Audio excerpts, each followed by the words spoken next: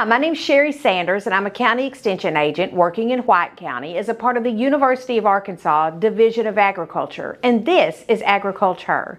AgricultHER is a program where we celebrate and empower women working in the field of agriculture.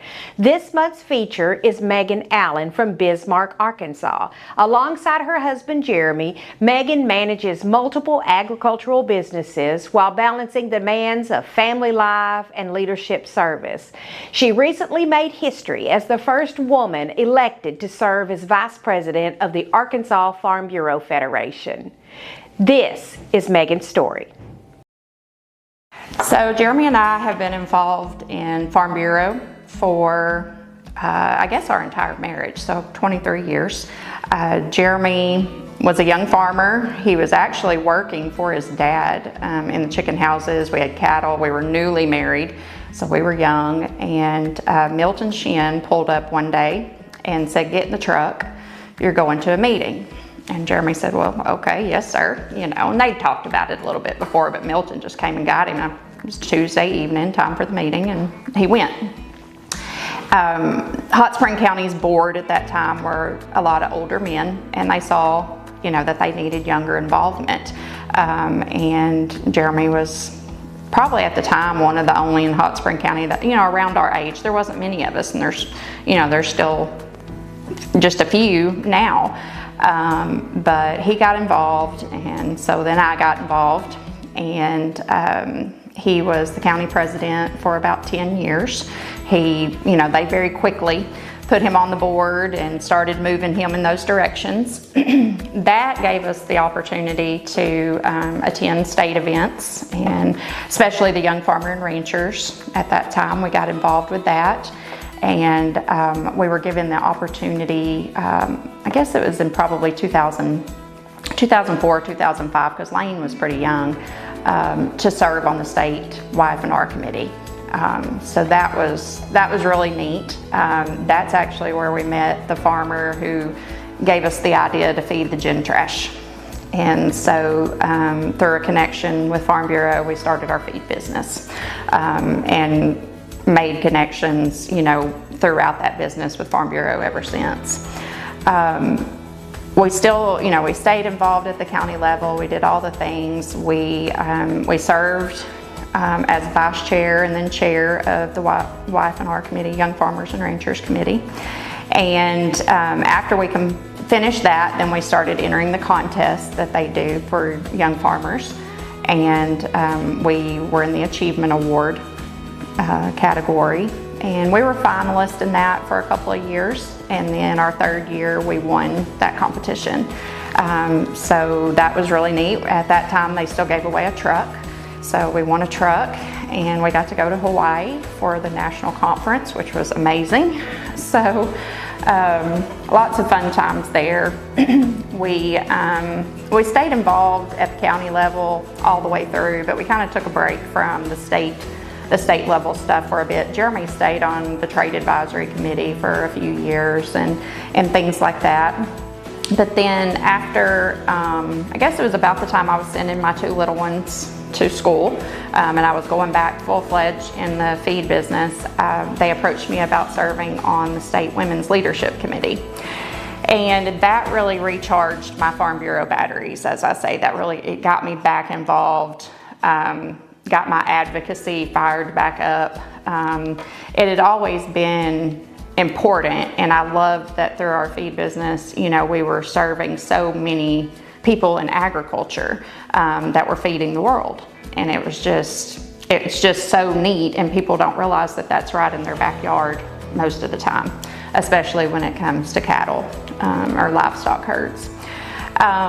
So I served on the Women's Leadership Committee. I had the opportunity to go to Washington, D.C. through the Women's Communication Boot Camp, which kind of taught me how to talk to people, how to advocate, how to convey my story and my message. So that was, that just kind of spurred me a little more. After that, I was asked to serve as the vice chair of the Women's Leadership Committee. And so I did that for 2 years. and then I was the chair for 3 years because of COVID. So all of that time that I was the chair and vice chair, I served as an ex officio to our state board. So I was in the boardroom.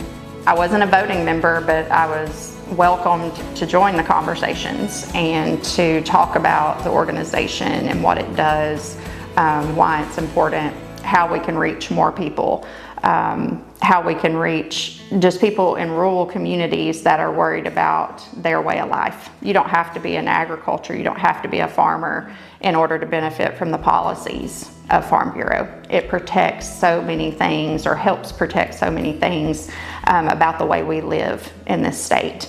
It helps with education and things that your kids are learning at school. There's just so much. But while I was an ex officio, the opportunity came up to run for the state board. So as I was finishing my last year as chair, I was also campaigning for a board seat for District 5, which is kind of the I-40 corridor, Franklin County down to Faulkner, Van Buren, all the way down to Hot Spring County. And I ran unopposed in that, and I won that seat.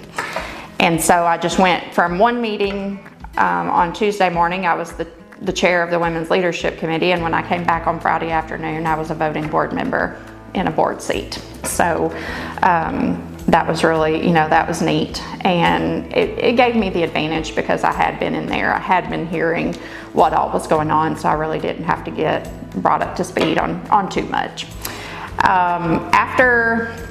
After I was elected to the board, Dana Stewart came to me and mentioned that I should apply for the Partners in Advocacy Leadership class. This is a class that American Farm Bureau sponsors and they facilitate. It's a 2-year program, very intense. And so I thought, well, you know what? I think I need to. I think it would be good. It'll push me out of my comfort zone a little bit.